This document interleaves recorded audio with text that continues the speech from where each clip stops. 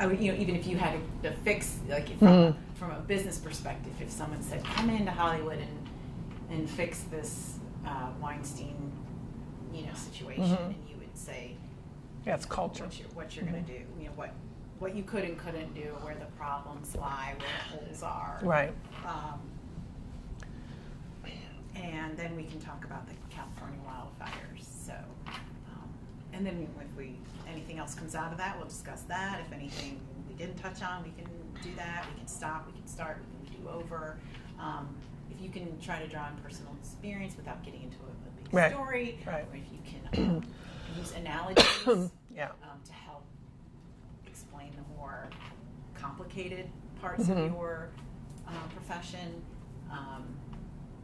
and try to get some of the messaging out. If occasionally you can maybe think of a way before you start the sentence to say, like, as a mother or as an expert, I'm not saying as an expert, but as somebody who has gone into companies and done this before, who somebody has, firsthand, assisted individuals with developing, what I'm saying? Yeah. So just kind of flags it that, and then even though I'm not probably gonna, get too like combative, obviously, with you, because it's not that type of interview, you can still start your statements off if you think of it to say, what I find what's most important, or in my work that I've done, or what in the research that I've done, what I'm saying. So if you find a chance to say any of those kind of things, it'll be good practice. So, are we all good? Are the levels pretty good? Can you just pull that mic down just a little bit? You want me to pull her mic down a little bit? Mine? No, this one above me, I think. Above. Yeah, just go This. down just a little bit. Come on. That's good. Just want to get a little closer. That's it. All right. Okay. And again, you'll look at me, not the camera. Okay. All right. Sharon, first of all, here's another thing I'm going to tell you that reporters do. If we were doing like just not on set, but like if a reporter's coming to interview, sometimes they'll say, just say your first and last name, spell both, and your title. And the reason they do that is because this is going to go on a tape, or it's going to, and then someone else might edit it, and they're going to get the piece and be like, who is this person? And then we don't have a name with the tape and with the so we're, because I want to be sure that we always have the PhD. But I never like being called like Dr. Sharon Spano. That seems so pretentious to me. So would I just say Sharon Spano for the purposes you just described, but then later we might have, like, remember we were talking about the tag underneath? Right, we would have Sharon Spano PhD, and then... And be like, strategic business analyst. Yeah, okay. And yes, we would put the PhD, but you don't like to say it? Is that what you're saying? You don't? I just don't like people calling me Dr. Spano. It feels so pretentious. Yeah. But it needs to be recognized as, like in an introduction, they'll usually say, this is Dr. Sharon Spano, and then I'm fine with that, but then just call me Sharon, because then it feels like, really?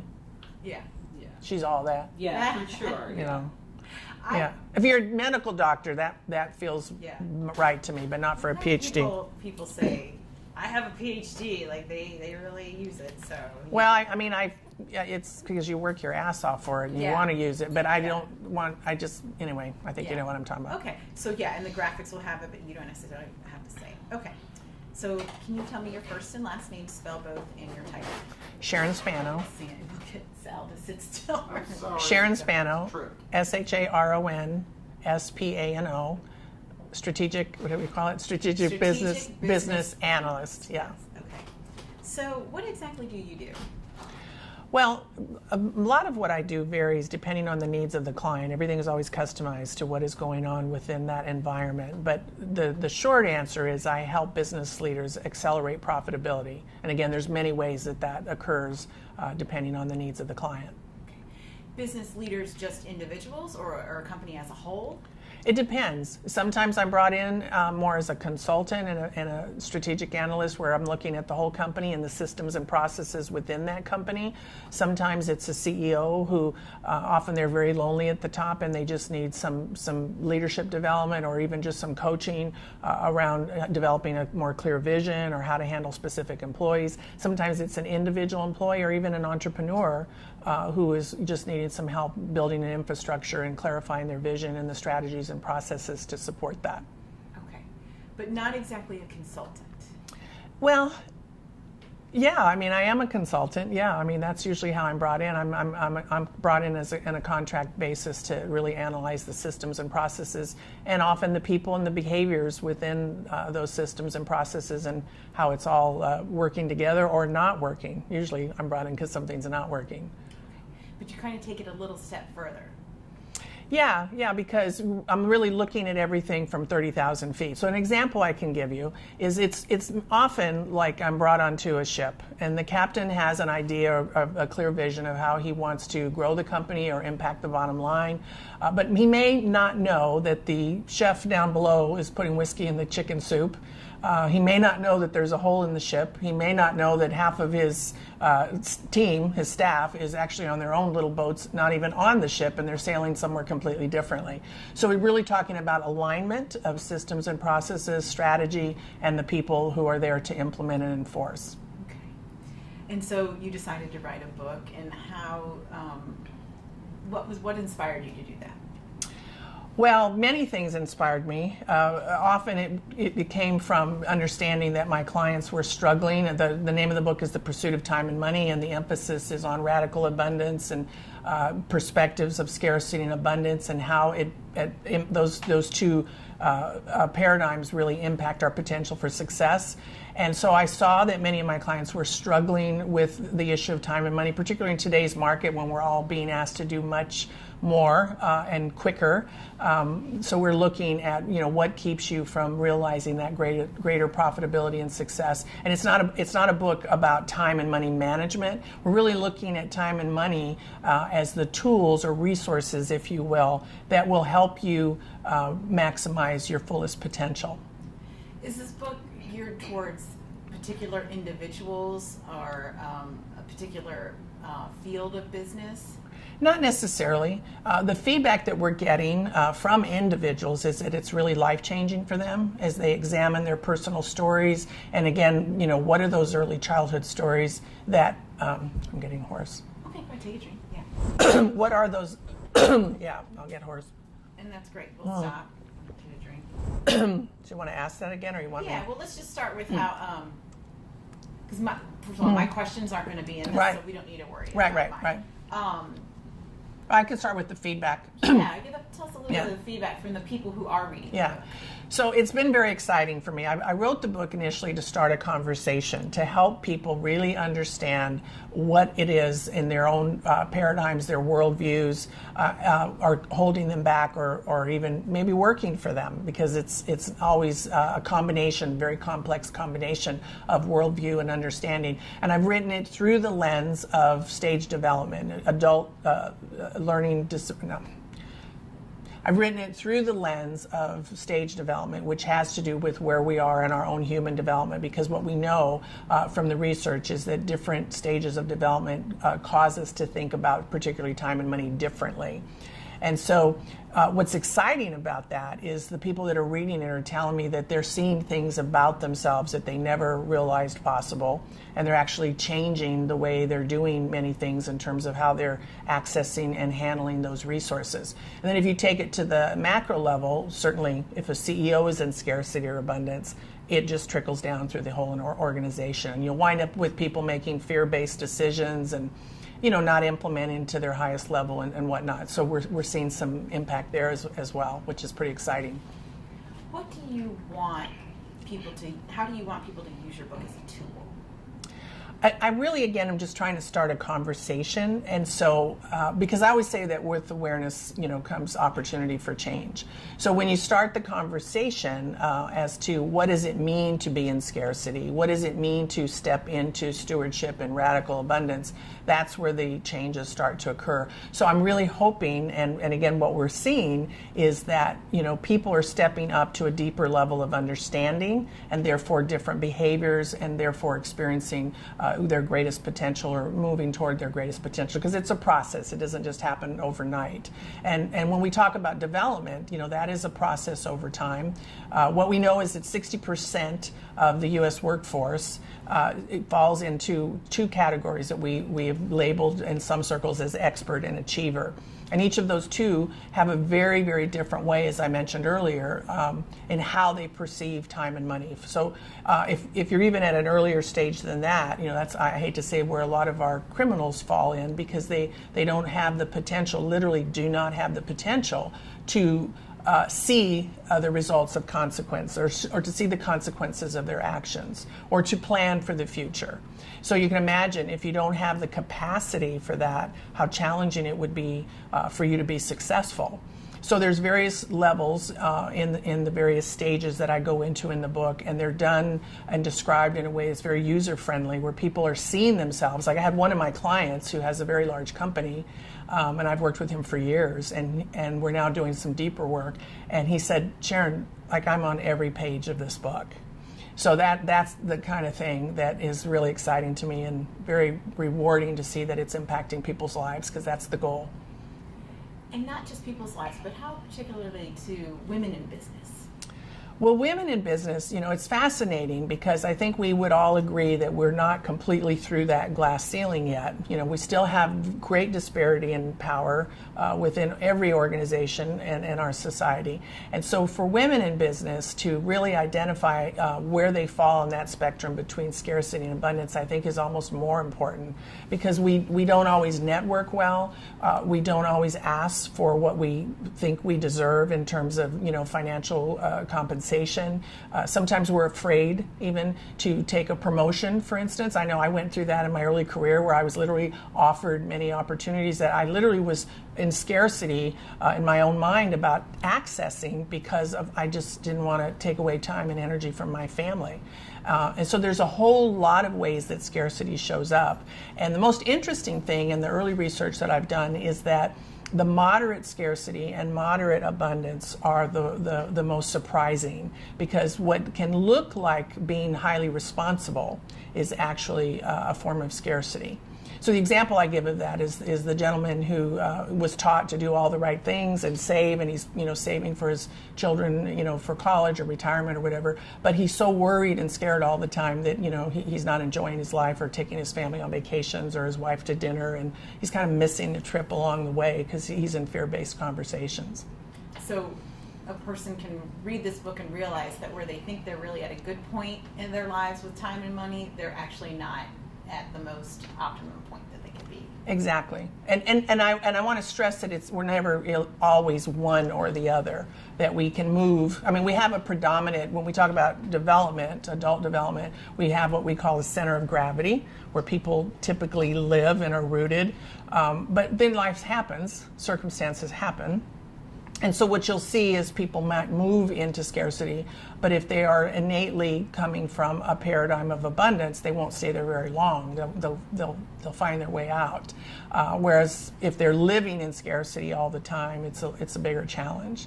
So part of the thing that I'm excited about, and particularly with women, is to help them understand that it doesn't necessarily matter how much you have. Sometimes we have more time and more money than others. It's really the perspective that you have, even when you're in the midst of great trial and tribulation. And I've been in those situations, and I know that the mindset is really what has catapulted me back when I felt like the rug had really been pulled out from under me. So you could say that this book would even be helpful when people are at a time in their life when perhaps they are going through a change or have just gone through a change? Yes. Okay. And we were talking about women in business and leadership and the glass ceiling, and I can't help but think of the Harvey Weinstein situation and how these women apparently at the time maybe felt like they, here they are trying to make it up the ladder in their career and felt like they couldn't say something or couldn't do something because it would affect their career. Tell me a little bit about how you would apply some of your expertise to this story, this situation. Well, I think Harvey Weinstein is just an example of a much deeper rooted situation in our society. He's not the first, he probably won't be the last, but I think I'm more concerned about our culture and our society than I am what Harvey's done, because we do not yet have space for women to feel comfortable to come forward. I think many women, and myself included, I think have been in a situation similar to that. I think any woman can tell you that they've probably been in some type of situation where they felt compromised, or they felt that there was a power beyond what they might speak into or speak against, I guess I should say. And so to me, there's educational opportunities within our systems. We're a society that values power, that values success, and we kind of have really, I think, set a tone that the rules don't apply to people in those levels. And so women understand that rule, and men take advantage of that rule. And I don't think it's a gender issue, really. I think it's a society issue. It's a cultural issue, and our pop culture promotes it, and we spend a lot of time in the media talking about it. That almost adds to the issue. We have to address it, of course, but I think there's systemic issues that need to start at very, very early stages when children are developing, so that women feel empowered to say no and mean it, and make it clear that I mean it. But then also, how are we training up our young boys, our men? We see the hazing in the colleges. We see things happening in colleges now that are really not about building character at all. They're really about very egocentric perspectives on life. And that also, to me, is a developmental issue, because when we look at the stages of human development, there are 12 that we know of. Within those stages are 26 lines of development. I won't go into all that, it's very complicated. But when you think of early stages, those are egocentric stages. And we're not growing our men up into more ethnocentric stages or even world planet centric stages if we're allowing these things to permeate in our society. So there's work to be done at a very systemic level, and I think it begins with individuals as well as looking at the organizational situations that we're in, whether it be the colleges or police forces.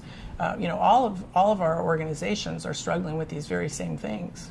So Harvey's kind of the scapegoat right now, but this too shall pass, and he'll be back where he needs to be, and we'll go on to the next guy surfaces. Well, and that's sort of looking at it from like a business perspective, or if you're going to consult or give some analysis to this industry of Hollywood and filmmaking, and you've got Harvey, who's a leader in the industry, and so he's going to go to rehab, but that doesn't seem to me like, according to your expertise in your book and your knowledge, that's not going to fix the system. Well, it's not going to fix Harvey either. Because it's working at a very cognitive level most of the time, and so it's what he has to do now to regain, face, and he'll come out and he'll still be Harvey, would be my guess. Not to judge Harvey, because who knows, maybe something miraculous will happen there. But most of the time, what we see is, particularly if it is sexual addiction, that's a very profound thing that occurs in a human being that requires a long-term intervention. So we'll see what he does with that.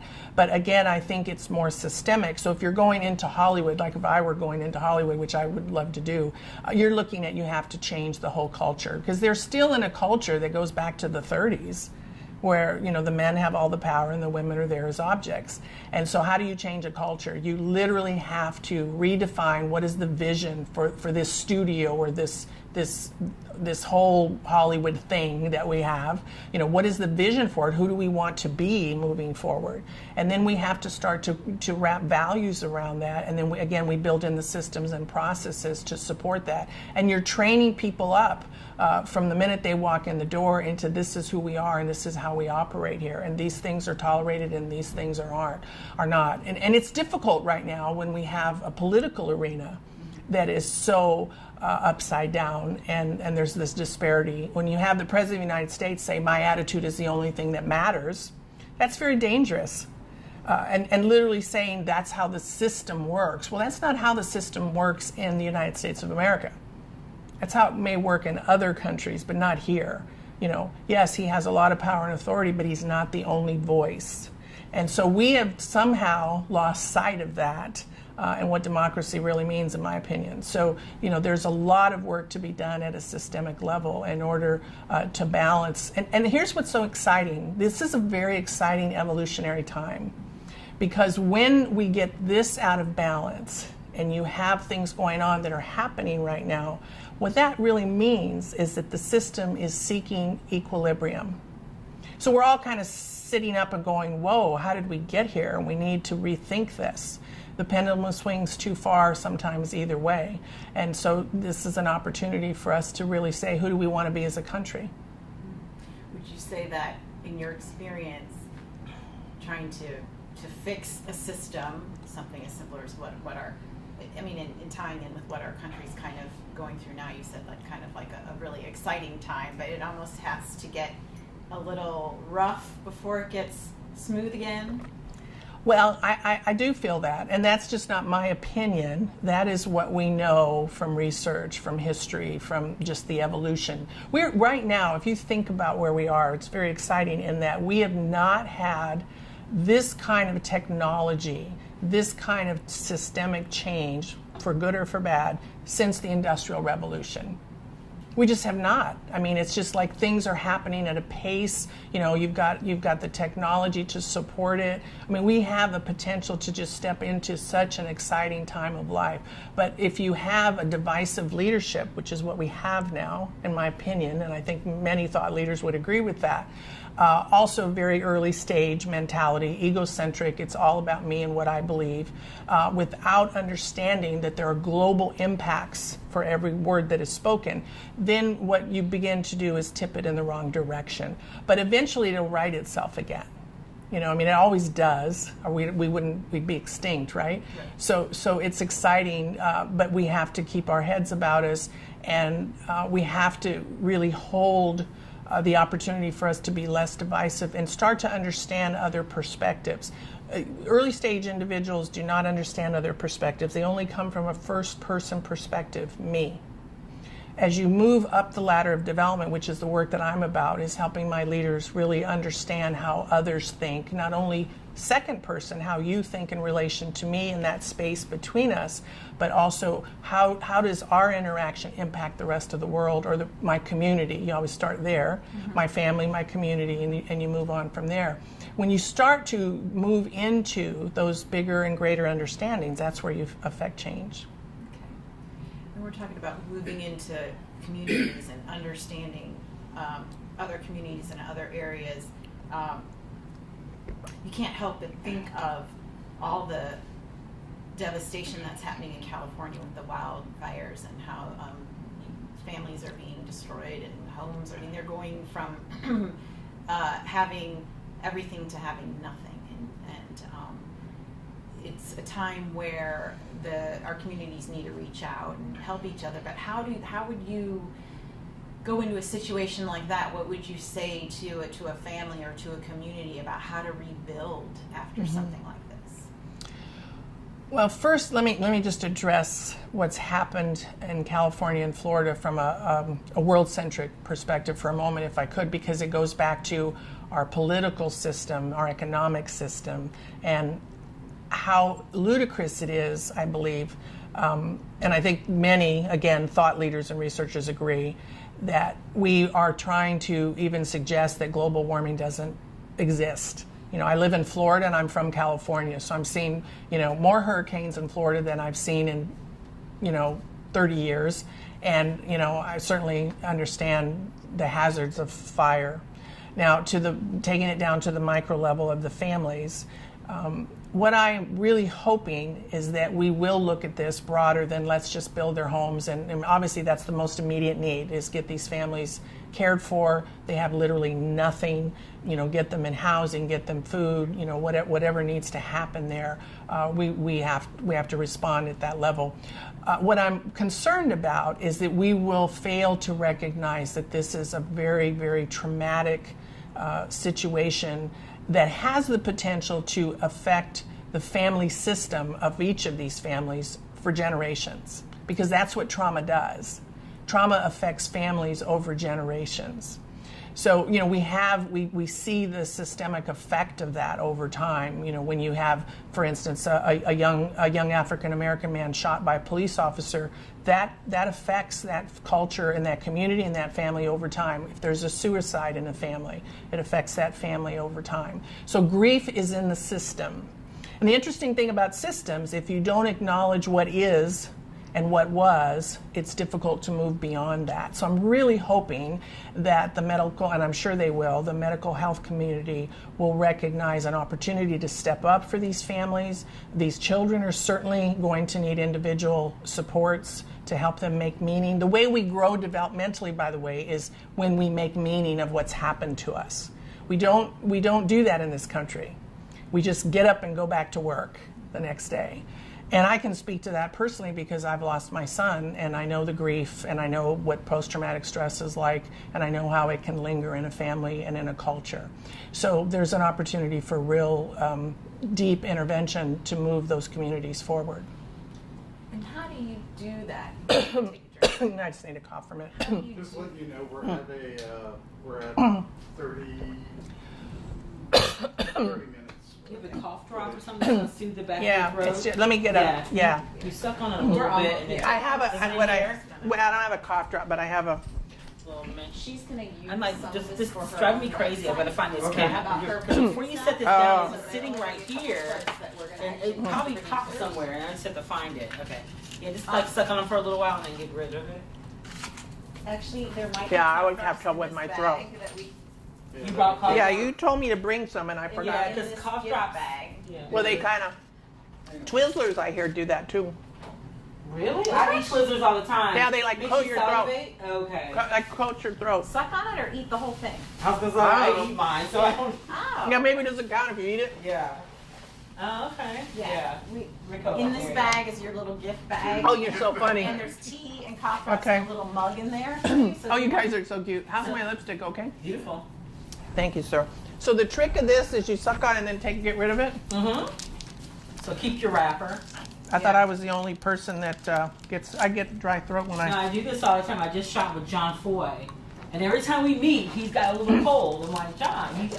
So I have cough drops for him. And after talking so much, your throat right here just dries up. So, I think I've literally like ruined my vocal cords from speaking so many years. Oh, yeah. I really do. Well, Humidifier there's in your probably, room? Do you use a humidifier? Yeah, humidifiers in your room. Yeah. If you have like a trowel humidifier. I live in Florida. Right. We try to Mist, like mist, dehumidifier. right? Yeah, like a mist, like Yeah. a. I have one in my office. Okay. Just so it's moist. Yeah. Yeah. It's coolness, but so. Okay. Okay. We rolling again? I'm doing better with my hands. See? Great. I didn't notice you moving your hands a lot at all. Okay. Well, I had another question. I can't remember exactly where I was going. The with that. fire. We're going to go ahead and move on to. I know we were going to talk about companies, the things changing now with technology. You mentioned. So that adds a whole other element to the systems, obviously, Right. than we had decades ago. And then also the media and social media and the internet and things becoming so much more available to the public. We recently have had incidents where there have been security breaches and things with Equifax and Yahoo and Wells Fargo even, and it's been difficult from a PR perspective for these companies to try and rebuild or fix themselves. How would you address their issues if they said, Sharon, what should we be doing? How can we fix this? Well, there are always complex answers to every question within a company, particularly if it's a large, complex company. But, the thing for me that's interesting, and I see this consistently in almost every organization that I'm in or even what I watch on the news, is that we tend to want to put a Band-Aid and focus on one system. So like with healthcare, we'll say, we have to stop Medicaid fraud or whatever. But we don't look at all the other elements around that. So when you're talking about Equifax or some of these companies that are having really strong issues around breaches of technology. I mean, part of that, I would say, is because the technology is advancing so quickly, we don't even have the opportunity to train people on the proper processes and protocols. You know, they're having to learn on the fly. So what's happening today in organizations that, again, is to me very evolutionary and exciting and has been going on for a while, but I'm not sure that every leader recognizes it, is that we don't have the opportunity to continue. Some organizations will, but for many, the idea of being a hierarchical organization isn't going to work, because people need to self-organize and respond to things more immediately without having to go through all these lengthy chain of commands and meeting after meeting after meeting. So often when I come in, that's what I'm looking at. Usually I'm brought in for one particular issue. And then, you know, again, the ship on the boat, you start to see, okay, there's a hole here, there's a hole here, we've got training issues here, we've got a department that's not really measuring up, or sometimes it's leadership, often it's leadership, that they just aren't even on the same page or don't have clarity. So again, it's complex and there's a variety of things. And most of the time, the people, because they're so in it and so close to it, they know 90% of it, but they're missing 10. And that's what's exciting to me, is when we can discover, sometimes it's the old 80-20 rule, you just, you tweak one thing and it turns the whole company around. So when I say that I'm there to help accelerate profitability, I'm not coming in telling them how to do their job. I know they know most of that, but I'm there to kind of hold up a mirror for them to see the pieces that they may be missing. And then we together figure out what are the next steps. What is the biggest challenge that you face when you work with a company like that? The biggest challenge is typically power struggles, turf guarding, people who, and I'm seeing this a lot right now as we look at the generations, where the baby boomers have a lot of expertise and they have a lot to offer, and they're not going away anytime soon. I'm one of them. We love what we do, and we don't want to leave the workforce. But I think where we're missing it a lot is we don't understand the value of the millennials. I think they're brilliant, and they are our future, and they have a different way of going. And if they don't like something, they're going to reinvent it. They're going to create something new and innovative, and so the two aren't working well together, which is why you see so many millennials just starting their own thing. And I don't blame them. I mean, I frankly would much rather work with them half the time. But we have to learn to honor the expertise and marry it with the new innovation of where the world is going. And right now we're just at a very craggy point with all that, and I'm finding it quite fascinating because I work in both camps, and often I'm spending time bringing the two together. Kind of feel like a therapist. Yeah, it's fun. It's fun, and I'm blessed because I can see all the perspectives most of the time, and that's what makes it interesting and exciting. To help them have awareness of the different paradigms and perspectives and worldviews that each holds, and the value of it. All right. Is there anything else that we didn't touch on that you want to add, or you want to address, or would like to say? I don't know. What do you guys think, based on what you've heard? I mean, I think that you covered a lot. I think you covered a lot. And you talked about... We talked about grief. We try to weave current events into it. Right. And also use some stuff that she can use on her website for her book to promote it. And I like that. Business. Because I'm not sure the media stuff fits for me, because I'm not as, like an attorney that is going to come in as an expert or a therapist. But you know what? While I was listening to you, I was starting to think that you might even want to put some of this, and you did start talking about Trump, and you said you weren't going to. I can't help myself. Because I was like, should I? You made a great point that, when you were saying that when he has his own mentality, he kind of lives in his mentality. That's very true with a lot of people. Right? The Harveys, and right. there's people before Harvey, and there's going to be people after Harvey. That's always existed, and so I love that she said that. And see, the thing about society, and I didn't want to pin it on Trump, but I'm the same with Trump. I'm more concerned about... Obama did a bunch of executive actions. Of course, he has to bring up Obama. He always does. No, but I'm not talking about Obama versus Trump. I'm talking about leadership. So did Bush. Yeah, I was going to say. Bush and Clinton did where the we same are. thing. It's not what they do or don't do. It's where we are as a society, such that we, frankly, are... I feel like deteriorating into who we bring in, So it's it's concerning. It is the example I gave you of why the good to Make America Great Again worked. Because everybody, depending on where they were developmentally, heard great differently.